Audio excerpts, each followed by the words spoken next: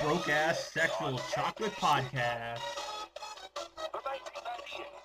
Alright, hi everybody, and welcome to the first inaugural edition of the Broke-Ass Sexual Chocolate Podcast.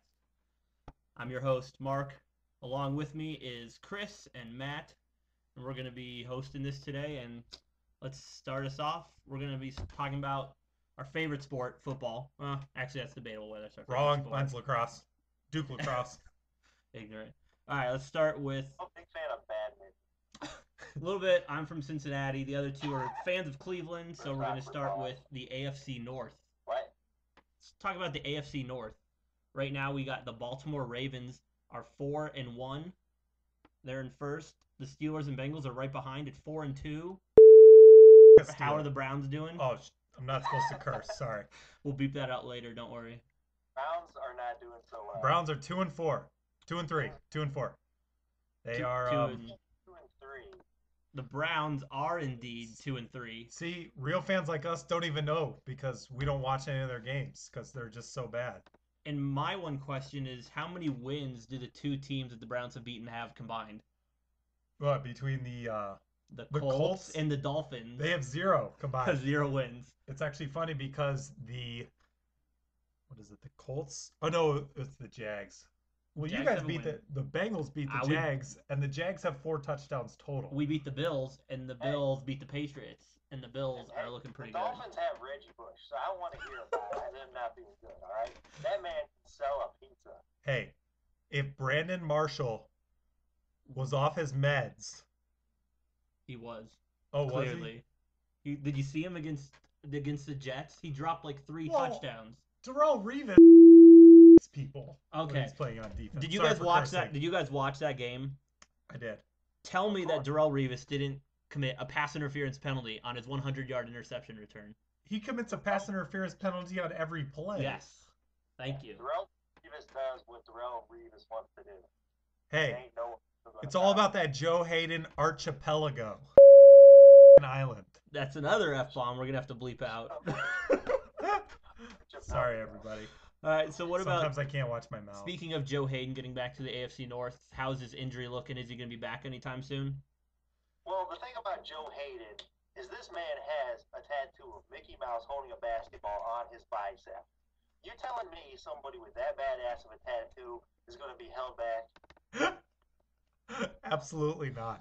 He'll be back. That's a valid point. If not this week, in a couple weeks. All right. So, are the Browns screwed without him, or how are they looking this Absolutely week? not. We have Mike Adams starting. Mike Adams is a legit Pro Bowl cornerback. Well, we got the best thing the Browns have going for them is the schedule. The schedule is king. We got Seattle this week. So if we can't beat Seattle with or without Joe Hayden, then it doesn't even matter what happens anyway. We may have lost the game last week, but I was so angry, and I tweeted about this, that Mike Adams did not allow Phil Taylor to pick up a fumble and let him start rumbling down the field. Yeah. There's nothing better than seeing a fat man like Vince Wilfork just amble on down the field. Because you just got to get out. I wanted Phil Taylor to have a nice run back, but Mike Adams like, no, I'm picking this one up. Speaking of defensive players scoring touchdowns, Carlos Dunlap had a nice return. Carlos Dunlap showed some wheels. I will give you that. He said he used to return kicks in high school, and I can believe it. Carlos Dunlap, for everybody who doesn't know, is a defensive end who plays on third down for the Bengals. Yes, he's not yet playing on first and second down. He's one of those players who played for Florida who poked a fella in the eye on the field and got suspended for a game. His hand slipped. Excuse me? Classy players. They're just, the Bengals just ooze class. Yes. Yeah, I know. That Andy Dalton's such a heathen. Hey, the Red Rocket, you don't know what he's... Rifle. Rifle. He's shooting his red rifle into... I bet. That's too far. No, that was the Red Rocket. It might be. My real question is on the Bengals. Why is Jerome Simpson still playing football and still catching passes he should be in federal prison? You want to hear my legit answer to this? I think the reason why this case is still going on is because Jerome Simpson is rolling over on whoever is on top. Like, I honestly think the reason why he hasn't been charged is because he's given in to the feds and he's probably going to, like, rat out who is ever above him. So he's Bubbles. Taking a plea deal. Yes. I think he's probably taking a plea or something He's is going on because it's been weeks and weeks with no new developments For those of you who don't know, Bubbles is the snitch on The Wire. Yes. Our favorite show ever. All Yes. three of us. If you don't like The Wire, just sign out of your life. Just kill yourself. If he's Bubbles, then who on the Bengals is Omar? Besides Udonis Haslam, Omar, who kills people. Who rips and runs. All right, who is Pac-Man Jones? Pac-Man Jones is Omar, and he'll be back next week after the bye, and he'll be punt returning. He's the most likely to be Omar on the Bengals. I would give him that. I'm cool with that. Frosty Rucker might be second. The Bengals while we're on the discussion of the Browns and Bengals, it brings up the Carson Palmer trade brings up an interesting point moving forward.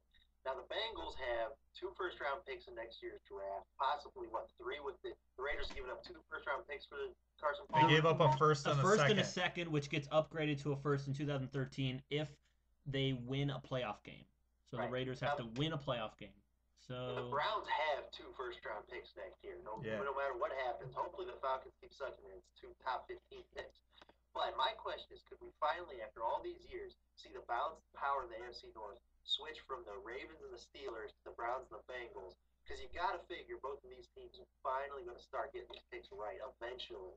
Well, the Steelers, we all know, are getting old. They bounced back last week nicely, but they're getting older. Their defense is old, and they just don't have that young talent. So I could see the Steelers dropping off.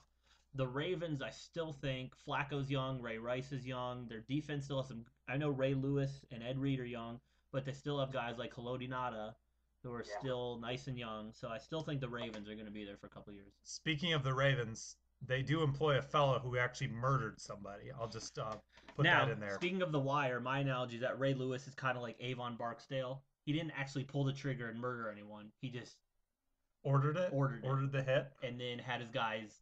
Weebay took the fall for him. So that's Ray Lewis. Did he kill someone? No. Should he be in jail? Probably. On this podcast at all. And we're going to bleep that out. No, he won't. So